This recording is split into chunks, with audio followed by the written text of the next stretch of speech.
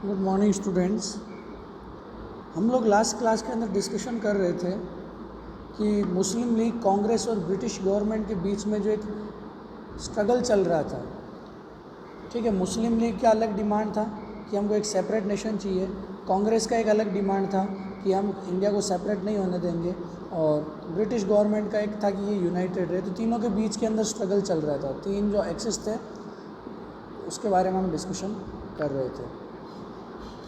तो Winston Churchill जो उस समय prime minister of the Britain था, तो क्या हुआ कि उसने सीधा मना कर दिया। वो था कंजर्वेटिव्स, यानी उसका लेबर पार्टी से रिलेशन नहीं था, वो कंजर्वेटिव पार्टी से था। तो कंजर्वेटिव पार्टी से होने के साथ उसने क्या बोला कि मुझको जो पोजीशन मिला है, the position which I got is for expansion of British empire, not to divide it और नॉट टू ब्रेक इट। मुझे उसको तोड़ने के लिए नहीं मिला ये जो मेरे को प्राइम मिनिस्टर बनाया गया, मैं इसको फैलाऊंगा और फैलाऊंगा अपना साम्राज्य। तो इसलिए उसने इंडिया के फेवर में बात करना पसंद नहीं किया। महात्मा गांधी को नंगा भिखारी कह के कहता है, नेक्ड बेगर, ऐसा टर्म आती है। ये अभी इस बुक में नहीं मेंशन है, लेकिन अगर आप बड़ी बुक्स दूसरी पढ़ोगे ऑथर्स के, तो उसको क्या बोलता है, नेक्ड बेगर, नंगा भिखारी बोलता है। तो क्योंकि उसकी बनती नहीं थी और इंडिया को देना नहीं चाहता था। लेकिन फिर क्या होता है कि 1942 के अंदर, अगली टर्म हम स्टार्ट करते क्लास को, क्रिप्स मिशन। ये क्रिप्स मिशन क्या है, बहुत इंपॉर्टेंट टर्म आती है। क्रिप्स मिशन आपका एक चैप्टर था बुक का जो पार्टीशन से रिलेटेड था, लेकिन उस बुक चैप्टर को हटा दिया गया। तो उसके अंदर हम क्रिप्स मिशन को और पढ़ेंगे। उसके अंदर कैबिनेट मिशन भी एक टर्म आएगी, तो हम उसको पढ़ेंगे। तो क्रिप्स मिशन क्या था स्टूडेंट्स, कि the Cripps mission came to India in 1942। याद रखना कब आया था, 1942 में। ये देखो, Cripps mission came in India in 1942 under the Stafford Cripps, under the leading of Stafford Cripps. This mission was ended due to some reason. Congress demanded that they would appoint an Indian as defence minister in their council. क्या होता है cabinet, देखो sorry ये समझ लो Cripps mission क्या है। Cripps mission आया था, 3 लोग थे क्रिप्स मिशन के अंदर। How many members, sorry Cripps mission के अंदर 7 लोग थे, कैबिनेट मिशन में 3 लोग थे तब। तो एक क्रिप्स मिशन इंडिया के अंदर आया 1942 के अंदर। तो आया क्यों था क्रिप्स मिशन की, उन्होंने इंडिया के वालों के साथ क्या की मांगी, की हेल्प मांगी कि आप हमको, सेकेंड वर्ल्ड वॉर चल रहा था उस समय, 1939 के अंदर स्टार्ट हुआ, तो सेकेंड वर्ल्ड वॉर चल रहा था। तो सेकेंड वर्ल्ड वॉर चल रहा था, तो उन लोगों ने क्या डिमांड किया कि इंडिया वाले हम लोगों को हेल्प करें। तो इंडिया वालों ने भी पहले तो बोला था कि हम लोगों का, आप अपनी गवर्नमेंट हमको, जब अभी वर्ल्ड वॉर ख़त्म होता है तो हम आपको रूलिंग, आप हमको रूलिंग ट्रांसफ़र कर दोगे और we will be the ruler of India. तो लेकिन उनके बीच में अनबन हो गई, कॉन्फ्लिक्ट डिस्प्यूट हो गया, तो उन लोगों ने मना कर दिया। इधर वालों ने भी क्विट इंडिया मूवमेंट चालू कर दिया। अब हम देखेंगे क्विट इंडिया मूवमेंट। तो स्टैफोर्ड क्रिप्स की लीडिंग में आया था 1942 में। तो इसका क्या डिमांड था कि हम इंडिया के लिए उनको थोड़े कुछ ना कुछ उनको लड्डू देते हैं या उनको कुछ चीज़ें देते हैं जिससे वो क्या कर सके कि इंडिया वाले हमारे फेवर में हो जाए और हम वापस अपना रूलिंग हमारा रूलिंग कंटिन्यू कर पाएँ। लेकिन इंडिया वालों ने, कांग्रेस ने क्या डिमांड किया कि उनको, अगर आपका जो डिफेंस मिनिस्टर है, रक्षा मंत्री हिंदी में बोलते हैं, कौन, डिफेंस मिनिस्टर, अगर वो इंडियन को बना दो तो हम लोग आपका हेल्प कर सकते हैं और क्रिप्स मिशन को एक्सेप्ट कर सकते हैं। लेकिन क्रिप्स मिशन में ये डिमांड मना कर दी कि हम ऐसा नहीं कर सकेंगे। तो क्रिप्स मिशन को उन्होंने कैंसिल कर दिया, रिफ्यूज़ कर दिया। तो क्रिप्स मिशन को इंडिया से भगा दिया। और जैसे क्रिप्स मिशन इंडिया में आया, उस समय महात्मा गांधी नाराज़ होकर कौन सा मूवमेंट चला दिया, क्विट इंडिया मूवमेंट। हम लोग महात्मा गांधी से रिलेटेड चीज़ें पढ़ेंगे इस चैप्टर में। हमको दूसरी चीज़ों से लेना नहीं, लेकिन जिस इसमें महात्मा गांधी का रोल था वो चीज़ें हम पढ़ने वाले। तो महात्मा गांधी ने इससे डिसअपॉइंट होकर कौन सा मूवमेंट चलाया, क्विट इंडिया मूवमेंट। याद रखना, क्विट इंडिया मूवमेंट 1942 में स्टार्ट हुआ था। अंग्रेज़ों भारत छोड़ो, ये जो नारा दिया था, अंग्रेज़ों भारत छोड़ो, याद रखना, ये इसी टाइम दिया था क्विट इंडिया मूवमेंट के अंदर। आगे चलते हैं, क्विट इंडिया मूवमेंट पढ़ते हैं। क्विट इंडिया मूवमेंट 1942 में आया। Quit India movement started in 1942 after the failure of the Cripps mission. Cripps mission fail हुआ, उसके बाद 1942 में उन्होंने क्या चलाया, quit India movement. This was nationwide movement which consisted the most of activities were the youth, they were striking and doing sabotaging the country. ये याद रखना, 1930 का जो था, कौन सा मूवमेंट था? सिविल डिसोबीडियंट, CDM, उसके अंदर वुमेंस ने पार्टिसिपेट किया था। और 1942 का जो क्विट इंडिया मूवमेंट था, इसके अंदर सबसे ज़्यादा लोग कौन थे? यूथ थे, याद रखना, सबसे ज़्यादा यूथ ने पार्टिसिपेट किया था। सबसे ज़्यादा यूथ ने किस में पार्टिसिपेट, ऐसा समझ सकते हो आप लोग कि इस मूवमेंट को यूथ ही चला रहे थे। महात्मा गांधी को तो उन्होंने अरेस्ट कर लिया था, जैसे ही ये हुआ तो Mahatma Gandhi was the arrested. तो इसको चला कौन रहे थे? यूथ चला रहे थे। तो इसको यूथ का भी मूवमेंट कहा जा सकता है कि यूथ, सबसे ज़्यादा यूथ ने पार्टिसिपेट किस में किया था? क्विट इंडिया मूवमेंट के अंदर। पढ़ते हैं इसके अंदर, most activities were the youth. याद रखना, मैं बताया इसके अंदर क्या है कि the most active of the activities were the youth. They were striking and doing sabotaging the country, यानी उन्होंने इंडिया के अंदर खूब सारे आतंकवादी गतियाँ तो नहीं है, लेकिन उन्होंने स्ट्राइक यानी हड़तालें कर दी। सेबोटाइजिंग यानी जलाने लग गए, अंग्रेज़ों की चीज़ों को जला रहे हैं, दुकानों को आग लगा रहे हैं, लोगों को, ब्रिटिश लोगों को मार रहे हैं, सब कुछ उन्होंने करना स्टार्ट कर दिया था। याद रखना, एक टर्म आती जयप्रकाश नारायण। जयप्रकाश नारायण का रिलेशन हमारे राजस्थान से होता है। एक सोशलिस्ट पर्सन थे, समाजवादी आदमी थे जो सोसाइटी के लिए लड़ते थे। तो जयप्रकाश नारायण एक अंडरग्राउंड काम करते थे। अंडरग्राउंड यानी कि ओपन होकर कभी भी काम इन्होंने नहीं किया है।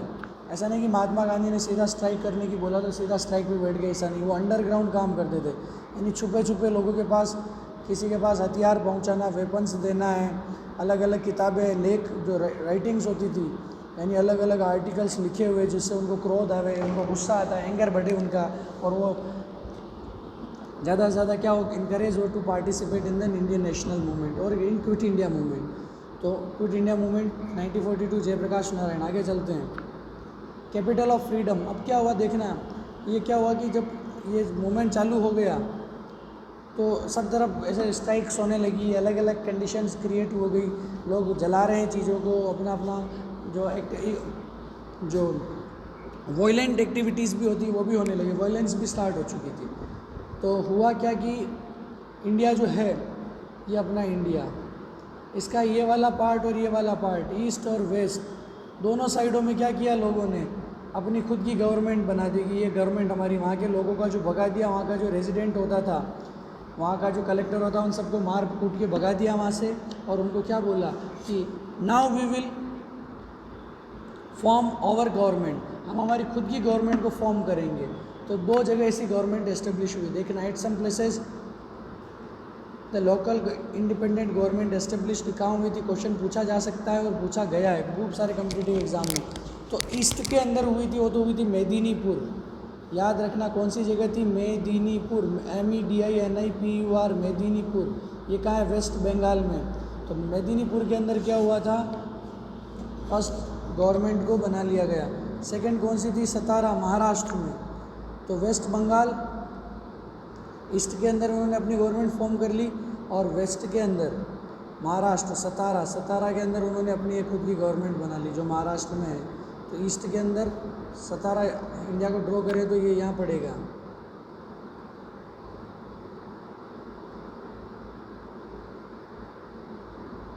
ये देखो इंडिया, ठीक है। तो इस जगह पे ये सतारा पड़ता है, महाराष्ट्र इस जगह पे। तो ये वेस्ट, ईस्ट वेस्ट वाला कोस्ट हो गया, और मेदिनीपुर यहाँ पड़ता है। तो ईस्ट और वेस्ट दोनों साइड में उन्होंने क्या कर दी, सेल्फ यानी इंडिपेंडेंट गवर्नमेंट की। हम लोग अंग्रेज़ों के डिपेंडेंट नहीं, हम अंग्रेज़ों के अधीन नहीं काम कर रहे हैं, ठीक है। आगे चलते हैं। तो याद रखना, दो कंपटीशन, सॉरी, ऑब्जेक्टिव टाइप के लिए क्वेश्चन पूछे जा सकते हैं कि दो जगह कहाँ बनाई गई थी। This movement was a mass movement because the local people were to part in this movement and youth were leading the movement. ये एक मास मूवमेंट कहा जा सकता है क्योंकि इसके अंदर भीड़ बड़ी थी, पूरा इंडिया इसके अंदर खड़ा था कि अब अंग्रेज़ों को भगा के मारेंगे, अब नहीं छोड़ने वाले। अब लास्ट ये जो ला था, देखो इसके पहले क्या हुआ था, एक बहुत अच्छी इंपॉर्टेंट चीज़ है जो इस बुक में नहीं, मैं बता देता हूँ, शायद बुक में आपको जो कॉलम होते हैं उसके अंदर आपको मिल जाएगी। तो ये टर्म क्या कहती है, थोड़ा स्क्रीन का थोड़ा प्रॉब्लम हो गया। तो हुआ ये था कि देखना स्टूडेंट्स कि 1942 के अंदर क्रिप्स मिशन आया, उसके बाद एक लोकल बैठक हुई कांग्रेस की। ठीक है, इसके अंदर अलग अलग लोग थे, सब ने बोला कि क्या करें क्या करें। महात्मा गांधी ने बोला कि अब क्या करना होगा हम लोगों को, एक लास्ट फाइनल हमको स्टेप लेना होगा, इसके बाद कोई स्टेप नहीं लिया जा सकता। अब अंग्रेज़ों की सरकार पूरी किस में बिजी है, सेकेंड वर्ल्ड वॉर के अंदर। तो इस राउंड टेबल के, ये राउंड टेबल नहीं है लेकिन इस टेबल के जो अलग अलग लोगों ने अलग अलग राय दी, किसी ने बोला ये करो, गांधी ने बोला कि हमको एक नए आंदोलन को, फिर उन्होंने डिसाइड किया कि हम लोग क्या स्टार्ट करेंगे, क्विट इंडिया मूवमेंट स्टार्ट करेंगे। तो क्विट इंडिया मूवमेंट की जो शुरुआत हुई 1942 जनवरी के अंदर एक मीटिंग हुआ था, तो उस समय हुआ था। तो क्या हुआ था, महात्मा गांधी ने नारा क्या दिया था इस समय, एक नारा आता है, स्लोगन आता है, डू और डाई, करो या मरो। तो डू और डाई का जो स्लोगन आता है वो कहाँ आता है, क्विट इंडिया मूवमेंट के एस्पेक्ट में। तो महात्मा गांधी ने बोला कि क्विट इंडिया मूवमेंट, और इंडिया के अंदर एक नारा और क्या चल गया था, अंग्रेजों भारत छोड़ो, ब्रिटिशर्स लीव इंडिया। ठीक है, अंग्रेजों भारत छोड़ो का स्लोगन भी इस समय चला था। जवाहरलाल नेहरू का एक बहुत अच्छा स्टेटमेंट जो मेरे को लगता है उन्होंने इस समय बोला था, वो क्या स्टेटमेंट था कि हम लोग एक ऐसी दो धारी तलवार पर खड़े हैं। किस पर, ये दो धारी तलवार पर हम खड़े हैं, जिसके अगर हम इधर गिरेंगे तो कट जाएंगे, इधर गिरेंगे तो बढ़ जाएंगे। हमको क्या है कि हम इधर गिर गए तो कट जाएंगे, इधर गिरेंगे तो बढ़ जाएंगे, हमको इस दो धारी तलवार को चलते हुए पार करना होगा। तो उन्होंने बोला कि अगर हम इस पर गिर गए तो हमको वापस, हमारे पास अगले आने वाले 100-200 सालों तक हमारे पास कोई मौका नहीं होगा कि हम आज़ादी ले सकेंगे। इसलिए हमको क्या करना होगा, फिर महात्मा गांधी ने कहा कि अब क्या करना होगा, या तो करो या मरो, दोनों में से एक काम। जब ये स्लोगन रिलीज़ हुआ था, आगे चलते 1942 से 1946 क्या हुआ इंडिया के अंदर, हमने 1915 से 1942 तक हम पहुंच चुके हैं, आगे चल रहे हैं। When this movement was decreasing, जब ये मूवमेंट क्या हो रहा था, डिक्रीज हो रहा था, Gandhi and other Congress persons were in jail, the leader of the Muslim League Muhammad Ali Jinnah was doing some nonsense things with the association of his colleagues.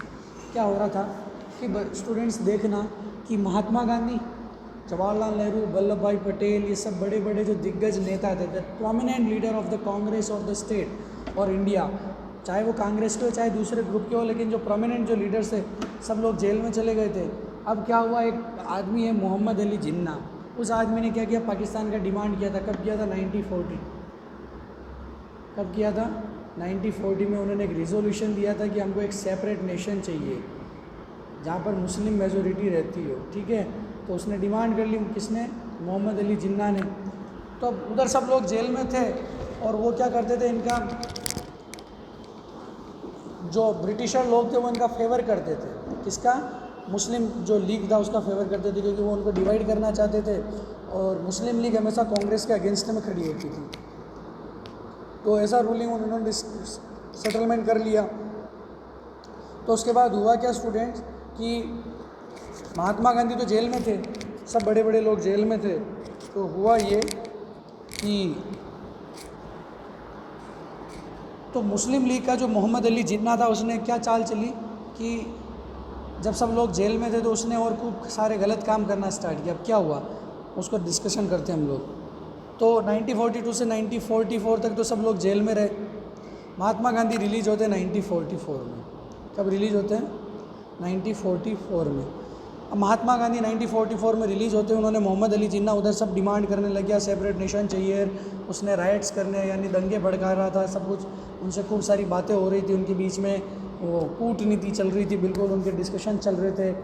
तो महात्मा गांधी को लगा कि ये देश को डिवाइड कर देंगे, तो उन्होंने क्या किया, Gandhi headed talk series with league for their demand of separate nation in Muslim majority India, यानी मुस्लिम मेजोरिटी इंडिया में जहाँ मुस्लिम मेजोरिटी थी वहाँ एक सेपरेट नेशन वो क्रिएट करना चाह रहे थे, या ऑटोनॉमी चाह रहे थे कि वहाँ पर केवल मुस्लिमों का ही रूलिंग हो।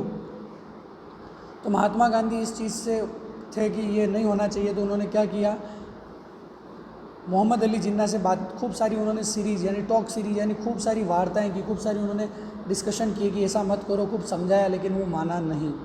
फिर आगे देखते हैं, इन 1945 क्या हुआ कि लेबर पार्टी गवर्नमेंट, पहले किसकी पास गवर्नमेंट थी, कंजर्वेटिव पार्टी, याद रखना, दो पार्टी चलती है ब्रिटेन के अंदर, conservative party and the labour party. तो पहले कंजर्वेटिव पार्टी का था विंस्टन चर्चिल, अब लेबर पार्टी का नया आ गया, उसका नाम था बिल क्लिंटन, ठीक है, सॉरी क्लीमेंट एटली, उस समय इंडिया का, उस समय जो वहाँ का प्राइम मिनिस्टर था उसका नाम था क्लीमेंट एटली, याद रखना, Clement Attlee was the prime minister when India got freedom. तो एक टॉक सीरीज चली तो नहीं माना वो। फिर क्या होता है कि 1945 के अंदर लेबर पार्टी का गवर्नमेंट आया ब्रिटेन में। अब लेबर पार्टी के लोग क्या थे, इंडिया को आज़ादी देने के फेवर में थे। वो चाहते थे कि इंडिया के लोगों को क्या मिले, फ्रीडम मिल जाए, उनको रूलिंग हैंडओवर कर दिया जाए। तो उसने क्या, उन पार्टी का जो वाइस रॉय था उसने इंडिया वाले लोगों से, या उस जो कंपनी, जो ब्रिटेन का प्राइम मिनिस्टर था या पार्लियामेंट थी, उसने कहा कि हम इंडिया के साथ क्या करेंगे, टॉक करेंगे, कुछ बातें करेंगे, चाहे वो कांग्रेस के साथ करनी पड़े चाहे वो लीग के साथ करनी पड़े, तो दोनों के साथ बातें की। ब्रिटिश पार्लियामेंट चाहती थी कि इंडिया क्या रहे, यूनाइटेड रहे, क्या रहे, यूनाइटेड रहे, वो टूटे नहीं। लेकिन कांग्रेस भी यही चाह रही थी कि ये हो, और लीग नहीं चाहती थी। तो इन तीनों के बीच में टॉक होती थी, सीरीज चली, टॉक सीरीज। फिर आगे देखते हैं। इन 1946 the fresh election were held. पहले इलेक्शन कब हुए थे, 1937 में। फिर कब हुए, हाँ एक टर्म बीच में रुक गई थी, सॉरी स्टूडेंट्स, यहाँ से एक बार मैं पीछे रिवाइज करूँगा आप लोगों को। ये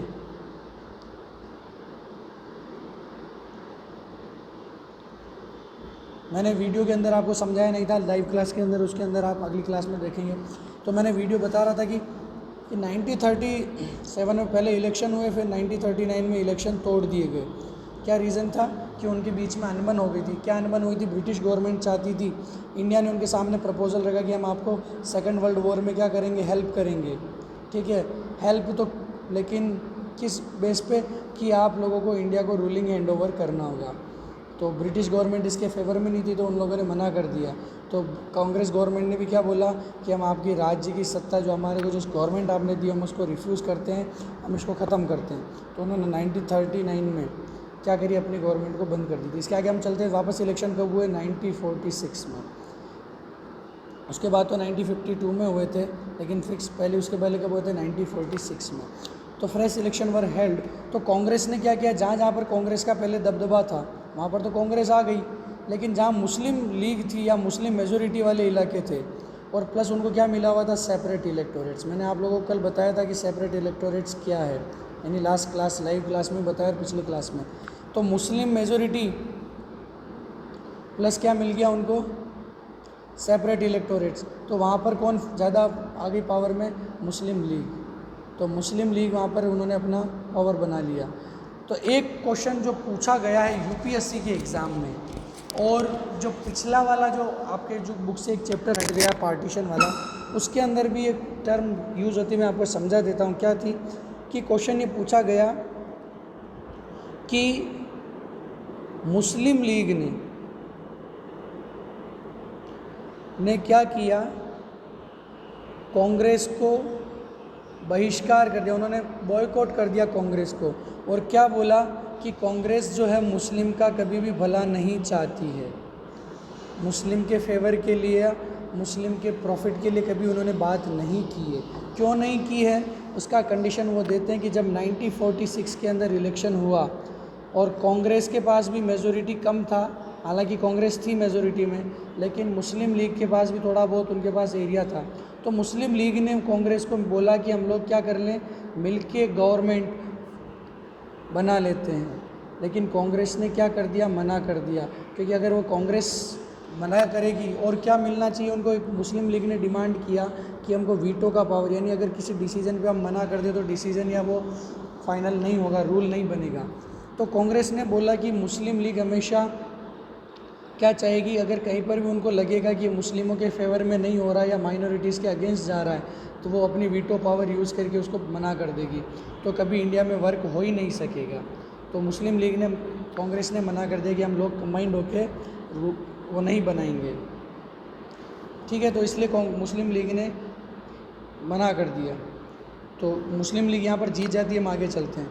तो जीत गई तो क्या हुआ कि 1946 में इलेक्शन हुए, फिर भी कांग्रेस ने अपनी खुद की गवर्नमेंट को फॉर्म कर लिया, और उसके प्राइम मिनिस्टर बने थे जवाहरलाल नेहरू। इंटरिम जो प्राइम मिनिस्टर हैं कौन थे, क्वेश्चन पूछा जा सकता है कि interim prime minister of India in 1946 of India in 1946 कौन थे? जवाहरलाल नेहरू, JLN, याद रखना। फिर आगे चलते हैं। तो क्या हुआ कि जब गवर्नमेंट बना ली तो एक अब वो जो लेबर की पार्टी की जो गवर्नमेंट थी, सॉरी ये स्टूडेंट हम नेक्स्ट वाले वीडियो के अंदर, नेक्स्ट पार्ट के अंदर डिस्कशन करेंगे कैबिनेट मिशन वाला। कैबिनेट मिशन बाकी है हमारा, और डायरेक्ट एक्शन डे हम पढ़ेंगे, और लास्ट एक छोटा सा 3 अगले वीडियो में हम कंक्लूड कर देंगे इस चैप्टर को। ठीक है, हम चलते हैं नेक्स्ट वीडियो पे।